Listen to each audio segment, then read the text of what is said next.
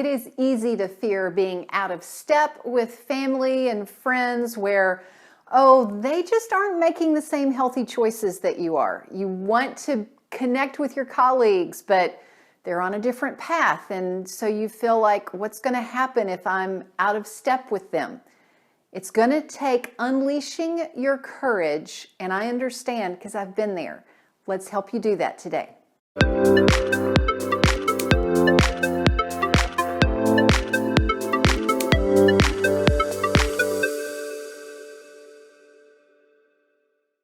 Welcome, I'm Sheri Traxler with Nourish Your Life, author of Go Forward, 28 Days to Eat, Move, and Enjoy Life God's Way. I'm so glad that you're here. I invite you to subscribe to this channel and click that notification bell because there is lots of stuff coming with Nutrition Month. But to do what you need to do with Nutrition Month means that you need to unleash your courage, and being part of a community and getting knowledge and support is critical to unleashing your courage, so make sure to subscribe. I also have a resource for you. I'm going to go ahead and tell you a little bit about it now and more at the end that will help you to unleash your courage. I'm sending it to all of my email community and want to make sure you have it as well. So just email me, sheri@thevideolife.com, and I will get it to you. Let's dive in. What do I mean by unleash your courage? Well, let's take an example. Whenever you are hanging out with friends in the evening and they're wanting to stay up late and gorge on deep fried foods and things that you know makes you feel yucky, and you're thinking, I really want to feel great tomorrow and not be exhausted, not be bloated and puffy and icky feeling, what do? Also, what about the other extreme, the food police, which I have been guilty of, as well as not having my courage sometimes, when the food police look down their little snotty nose at you and be like, you're eating that? You're eating fruit? You're eating rice or potatoes or whatever the nasty thing is in their mind that's not healthy for you.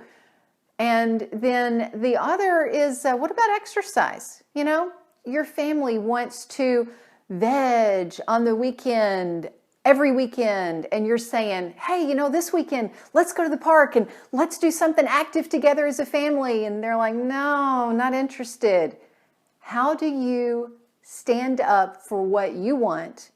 And how do you lead by example so that they have health as well? One summer at camp, I was in my room doing my workout, and other campers came by my room and looked at me kind of strange and snickered.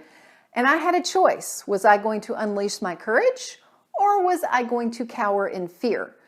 Another one, and I will admit this one looked a little strange, when I lived in a townhome, and they were little townhomes close to each other, and it was really rainy one morning.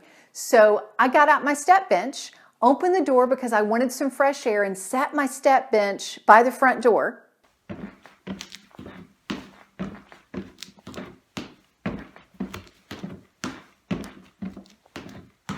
After doing step for a while and having neighbors go by and look at me like, what are you doing? I finally decided I was going to pluck up my courage and be like, well, you should be exercising too. This is normal to open up your door and be looking out at the rain while you're doing step aerobics. Shouldn't everyone be doing that? I just changed it in my mind to pluck up my courage. Another one this one really surprised me, because at a health and wellness facility, at a hospital, you would expect everyone to be like, oh, let's move as much as we can. I would be in the copy room, never one to waste time. I would be in the copy room stretching while waiting on copies to run. And coworkers would come in going, what are you doing, Sheri? I'm stretching. I've been sitting for a few hours at my desk. I need to be moving and stretching. Shouldn't you?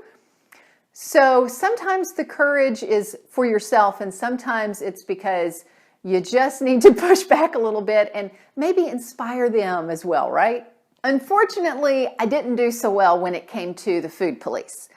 When someone would push food and say, come on, quit being so picky, have some of this, sometimes I would give in, or other times when I would think about eating something and somebody would shame me into I shouldn't, well, sometimes I didn't, even though I really wanted it or really knew it was okay for me. So how do you go from here, cowering in fear, to there, unleashing your courage?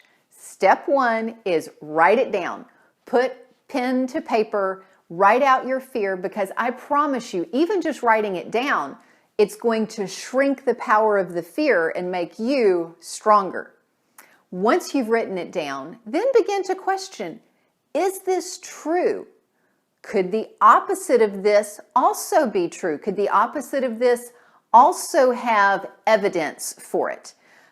As an example, if you are fearing, if there's this nebulous fear, but once you get it down on paper, you realize, well, I'm really worried, thinking that if I go work out after work instead of go hang out at the bar or wherever with my coworkers, that they're going to start undermining me. Is that true?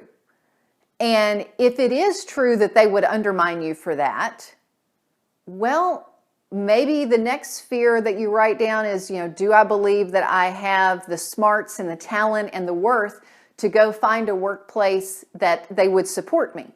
Well, the answer to that is yes, you do. I know that you have the smarts and the ability to go do whatever that you've been called to do. Step two, use your imagination. Think about what are all of the possible scenarios and solutions to those scenarios, and maybe even the opposite of the fear being true, that instead of them looking at you weird, you might actually lead by example. And maybe they'll look at you weird for a moment, but then they might start following, and not only then are you doing good for you, you're also doing good for them. One of my clients, it was so fun when I saw her do this on social media. She posted a picture of a dinner that she made and was just making the comment that as she's making healthier choices, she's enjoying cooking at home. So many people supported her in that, and instead of being like, why are you taking time to do that? She's a busy woman. Why aren't you just ordering food or whatever?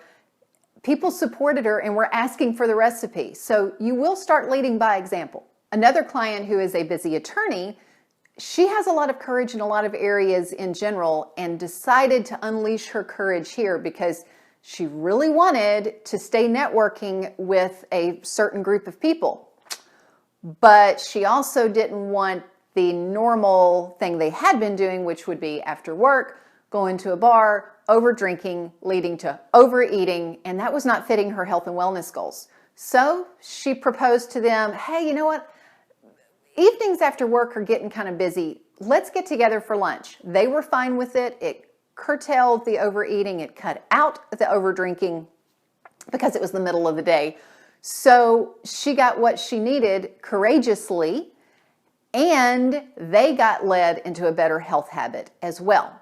Step number 3 is communicate.